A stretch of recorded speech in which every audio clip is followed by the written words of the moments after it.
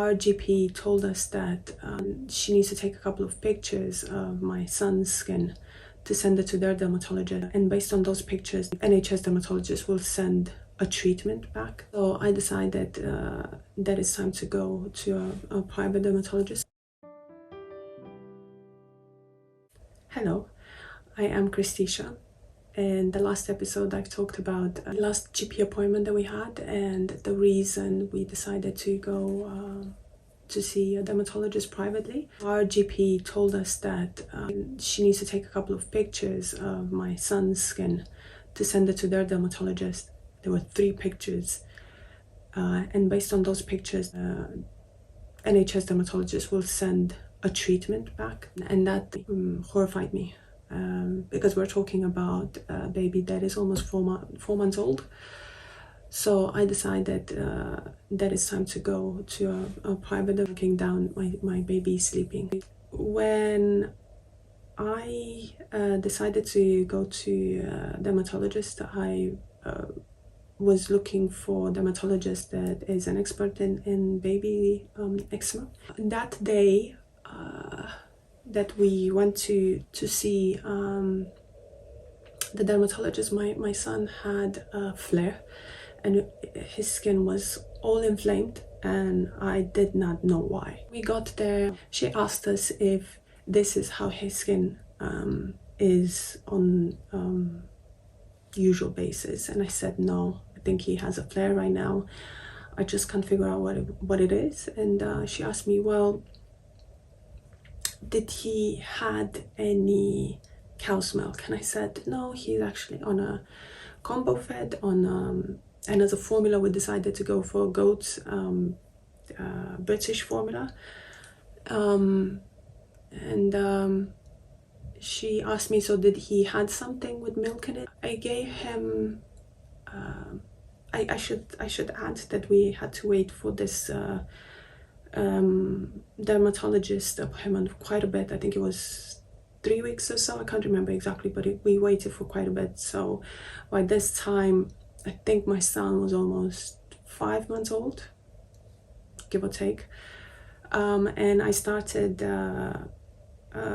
weaning him. Now when I say weaning, I don't actually mean proper eating, just trying here and there several foods. And at that point I gave him a bit of porridge from the same company that we were buying his formula from. And the dermatologist asked me, does it have any milk in it? And I said to her, yes, it has around 30% milk. And she said, well, it could be a flare due to the cow's milk content in the porridge.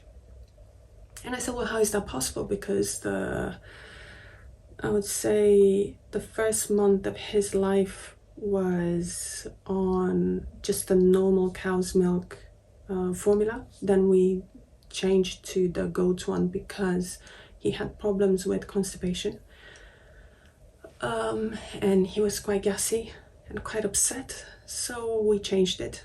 And she said, well, this could happen at any time. And I asked her, is it because of the cow's milk? How does that work? And she said, she explained to us that the cow's milk protein and the goat's milk protein in the milk are actually quite similar, so he could react also to his formula. But like I said before, I was reluctant to change his formula because he was happy on this formula, and we were not battling constipation anymore. And she asked us if we went to the GP. I said a couple of times his skin seems to be getting worse. The cheek is not healing. We're using steroid on his cheek, and I don't want to be using that because every single time I stop, it gets worse for some reason.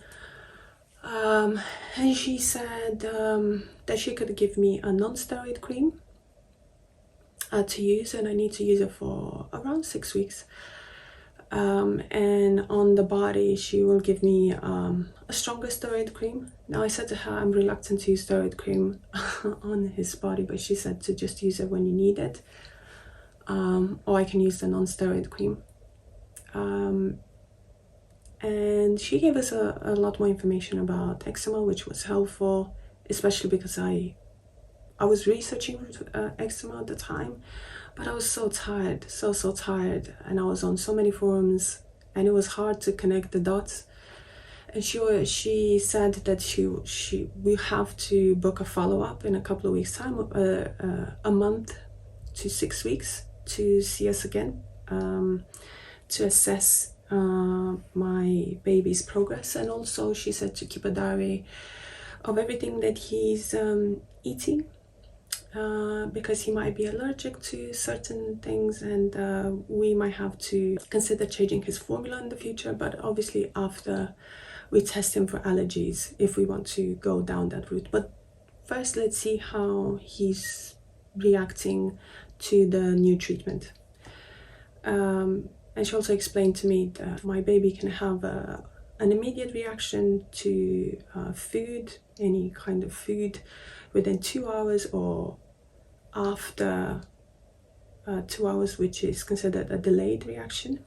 So to watch out for those things. And she sent me quite a few resources about the non-steroid cream that we were using, the steroid cream that we were using, how to apply steroid cream, about the food journal that we should keep, the plan of action that we had at the time, and also about cow's milk protein allergy. She said it possibly could be a cow's milk protein allergy, but obviously we can't know for sure at this time. So that was the visit that we had with the dermatologist. We were lucky that we managed to find a dermatologist that is local to us, and that made me feel better. The next episode, I will be covering the month that we had prior to the follow-up dermatologist appointment, and also the follow-up dermatologist appointment that we had, and the progress of my baby's skin. The reason I say progress is actually because his skin got so much worse. But I will be talking about that in the following episode. Thank you for watching.